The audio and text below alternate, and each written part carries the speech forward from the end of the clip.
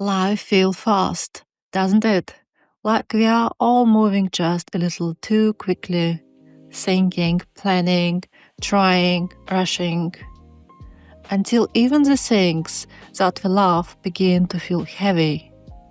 And creativity, the thing that once felt like joy, can slowly turn into something we feel we must perform. We push ourselves to do more, to be inspired on command, to be good enough. And somewhere along the way, we forget how to play. We forget how to breathe. We forget that creating was once light.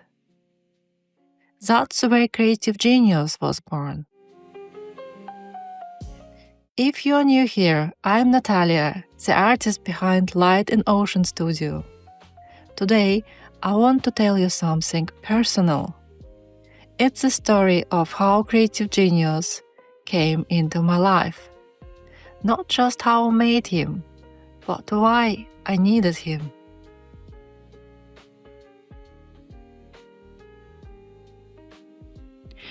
There was a time when everything I did, every brush stroke, every plan, every attempt, carried the invisible weight of pressure. I lived for years in the rhythm of the to-do list. First as an actuary surrounded by numbers, and later as an artist surrounded by unfinished dolls, ideas, and guilt. I thought that leaving my corporate job would mean freedom, but I brought the same hustle with me, the same perfectionism, the same voice whispering, "Not enough. You are not enough." Each morning I woke up with this subtle heaviness, the feeling I should already be further, better, more productive. And the joy, the reason I started creating at all, slowly faded behind the noise of self-pressure.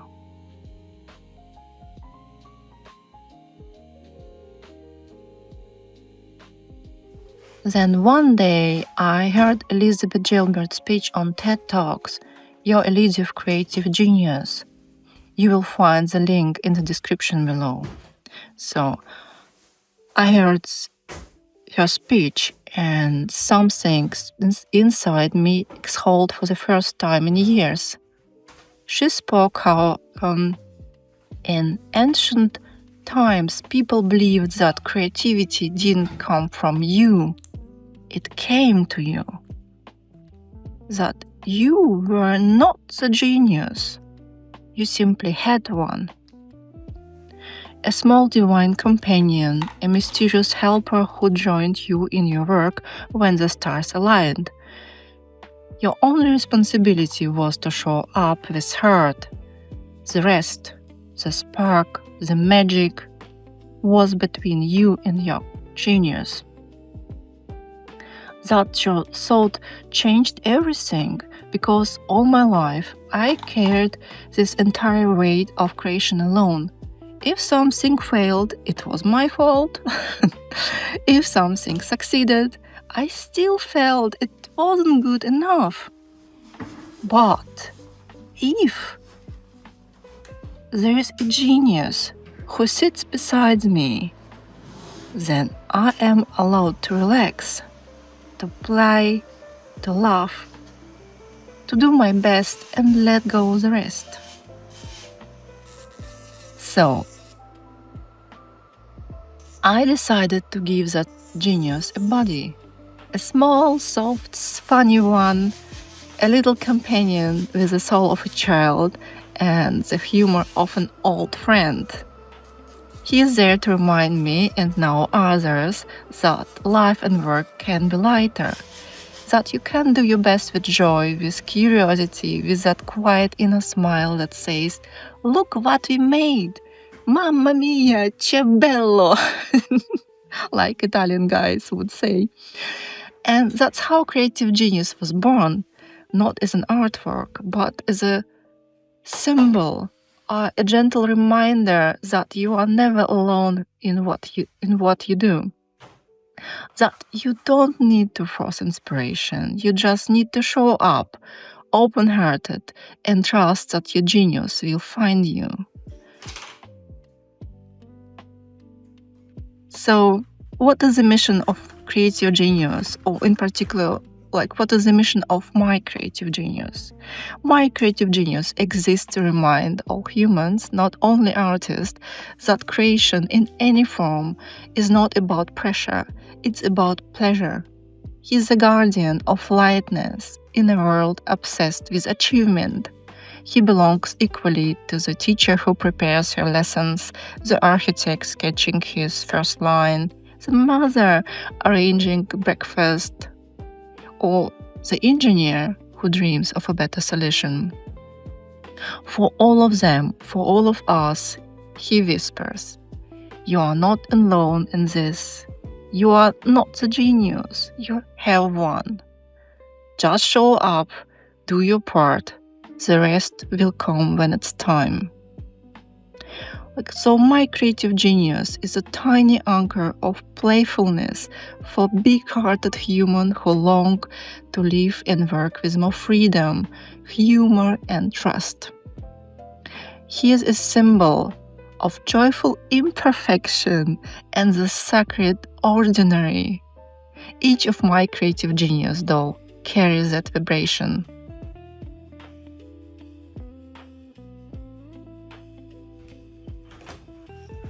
Hi.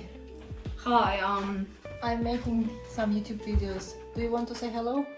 what's, yeah, I need some food, okay? Okay. I need like 5 minutes, Alright. and I go down and make some food for you. Yeah, you can have that time while Alright. I'm gonna go empty my lunchbox and gonna go wash my hands. Sounds great. Yeah. And see you in a few minutes. In a few minutes.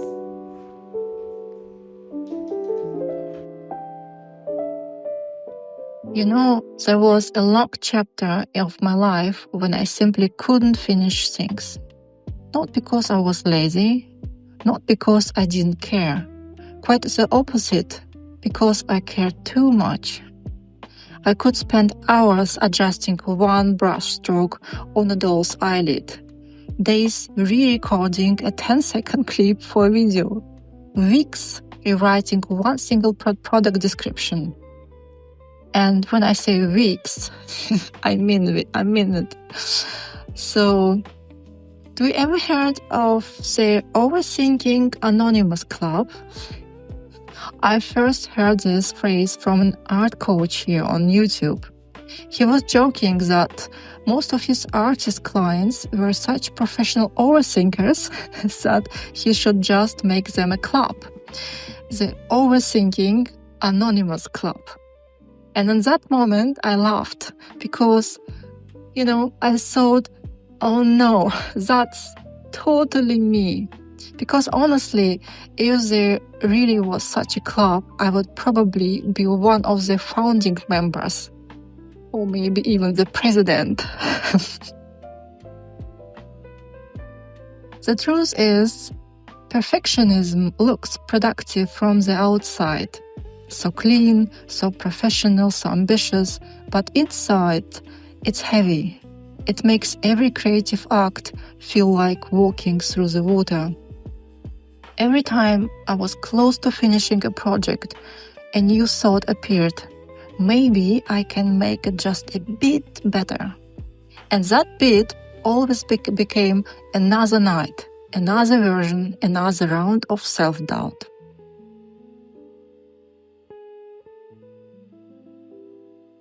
I used to think I was being responsible, that high standards meant I was serious about my art. But really, I was terrified. Terrified that if I finished something, people would finally see it. And what if it wasn't good enough? What if I wasn't good enough? So I kept polishing, tweaking, delaying, until the spark that started it all simply faded. Looking back, I realize I wasn't procrastinating. I was protecting myself from being visible. Overthinking is a shield for sensitive people. We tell ourselves we are just not ready yet. But what we really mean is, I'm scared to be seen. I am scared to show up. Nowadays, I'm learning a different way. Thanks to my tiny guru of creative nonchalance, my creative genius, I try to approach finishing as something lighter, not final judgment day, but just a small ritual of closure. A moment to say, that's enough beauty for today. Because art isn't supposed to be perfect, it's supposed to breathe. When I catch myself overthinking, I imagine my creative genius sitting next to me on the windowsill, munching on the croissant, rolling his eyes and whispering, "Darling, are you still decorating the lifeboat instead of sailing the sea? No one's counting your brushstroke. Just finish it and show it to the world." And he's right. Every time I actually finish something, even imperfectly, the relief feels like sunlight. It's never flawless, but it's life. And that's all I ever wanted my art to be. So, this is my little love message to all of you who also struggle to close your projects. Not because you're lazy, but because you care too deeply. Because your sensitivity makes you want to get every detail right. If that's you, please tell me in the comments. Let's start the first official meeting of the Anonymous Overthinking Club right here. Bring your tea, your unfinished masterpieces, and your quiet perfectionism that's just trying to keep you safe. We'll sit together, breathe, laugh a little, and remind each other that finishing is not a failure, it's freedom. So, today I'm sitting here, cup of tea on one side, creative genius doll on the other, and I'm actually finishing my first YouTube episode. And if you knew me before, you'd know what a miracle that is. This miracle happened because I finally agreed with that ancient wisdom that creativity doesn't come from us. It comes to us. That every artist has their own invisible helper, a tiny creative genius. And I am so happy that now I have my own little mentor of mischief and lightness, my own creative genius, sitting right next to me. He is small, cute, with an excellent sense of humor, but also wise. He doesn't let me sink into that serious perfectionist fog anymore. He rolls his eyes when I start overanalyzing and says something like, "Darling, you're not building the pyramids of Egypt. You're making art. Let it breathe." And somehow that works. He's like my anchor of finishing, but in the Dolce Vita way. Not push harder, not be better, not try again, but relax your shoulders, take a sip of coffee and just finish beautifully enough to move on. Or on another day, my creative genius would say, "Let's make an espresso, not panic. Slice an orange and let's pretend we are in Italy. And your finishing won't be a sprint. It will taste like a sunset on the Amalfi Coast." So here I am editing my first video, and it's not perfect. The lighting is uneven. My English is far from fluent and clear. Some sentences fall apart, others sparkle, just like life. But it's done, and that's everything. Because it's not flawless, it's honest, it's soft, it's real. And that's what this money chapter in life is about. Learning to finish with laughter instead of pressure. Learning to whisper to myself, good enough, now go shine. To close the laptop and feel peace instead of guilt. When I look at creative genius sitting on my desk, I feel that gentle reminder again. Finishing is not the end. It's the continuation of your creative rhythm. He reminds me that completion isn't about perfection. It's about presence. Being here, alive, playful, curious. He's turned my hard discipline into what I call soft discipline. That's beautiful balance between focus and joy, between showing up and letting go. Now, instead of forcing myself to finish, I invite myself to finish, like inviting an old friend for a slow morning coffee on the balcony.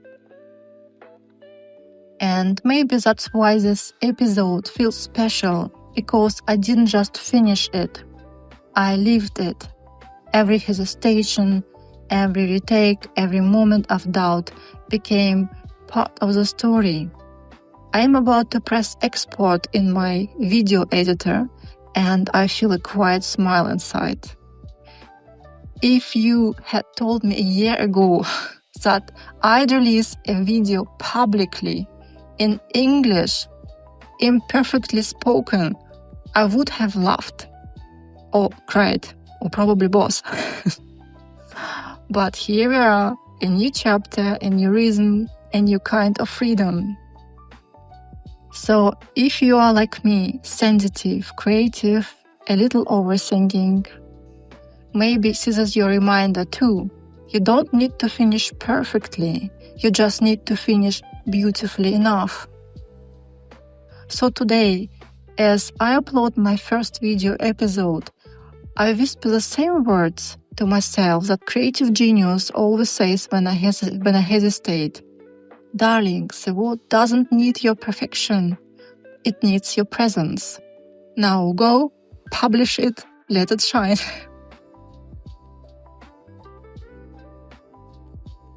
Thank you for being here with me today, for listening, for keeping me company, and for simply sharing this moment. I really appreciate that.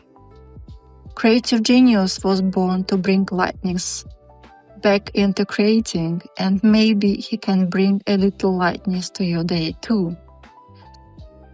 So before we finish, stay with me a moment longer. Creative genius would like to speak for himself now in his own lazy and sparkling way. Take a breath, settle in, and enjoy listening to your creative genius. And always remember to stop, breathe, and live from your inner ocean and create from it too.